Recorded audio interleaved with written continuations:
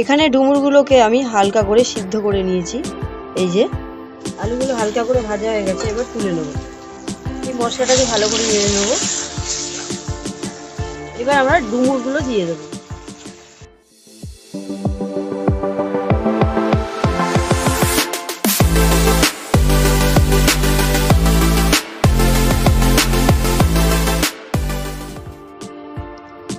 নিরামিষ ডুমুর বানানোর জন্য এখানে আমি নিয়েছি গোটা গরম মশলা, শুকনো লঙ্কা, ধনের গুঁড়ো, হলুদ, লঙ্কার গুঁড়ো, জিরের গুঁড়ো, গোটা জিরে, নুন, আদা।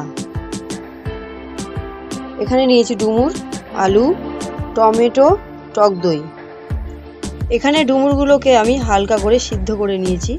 এই যে আমার তেলটা গরম হয়ে গেছে, এবার আলুগুলো দিয়ে দেবো।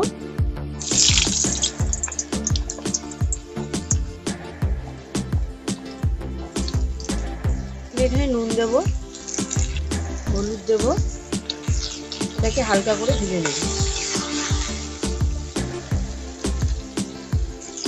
আলুগুলো হালকা করে ভাজা হয়ে গেছে, এবার তুলে নেব।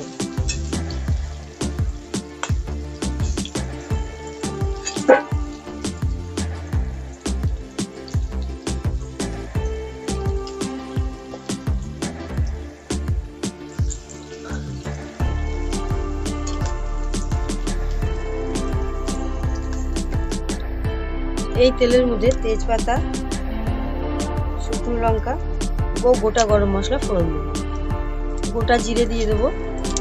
এইবার টমেটোগুলো দিয়ে দেবো। যদি যতক্ষণ কাঁচা গন্ধ না যায় ততক্ষণ টমেটোটা দিয়ে দেবো। কাঁচা গন্ধ চলে গেছে, দেবো আদা, জিরের গুঁড়ো, ধনের গুঁড়ো, হলুদ, কাশ্মীরি লঙ্কার গুঁড়ো। এই মশলাটাকে ভালো করে নেড়ে নেব।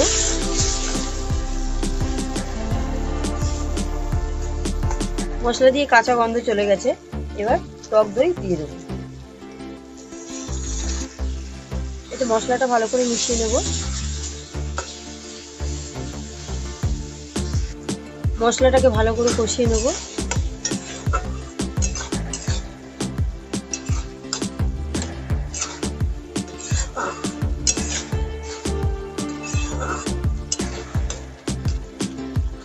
মশলা দিয়ে তেলটা ছেড়ে দিয়েছে, এবার আলুগুলো দিয়ে দেবো।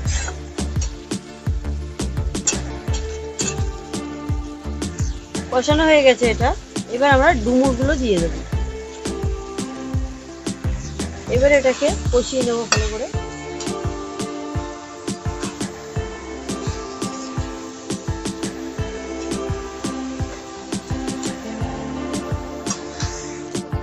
এর মধ্যে দুটো কাঁচা লঙ্কা চেরা দিয়ে দেবো। লঙ্কাটা আপনারা আপনাদের স্বাদ মতন দেবেন।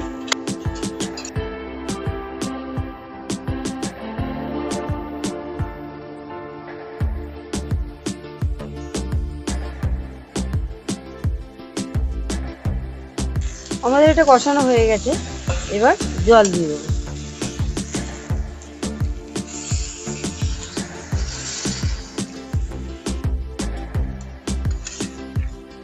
এটাকে এবার 5 মিনিটের জন্য ঢেকে দেব।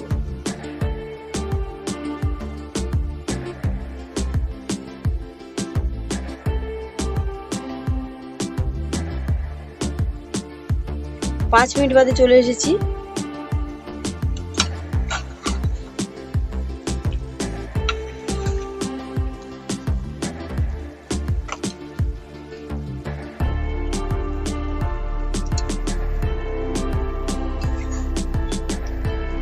এটা হয়ে গেছে, এতে 1 চামচ ঘি দিয়ে দেবো।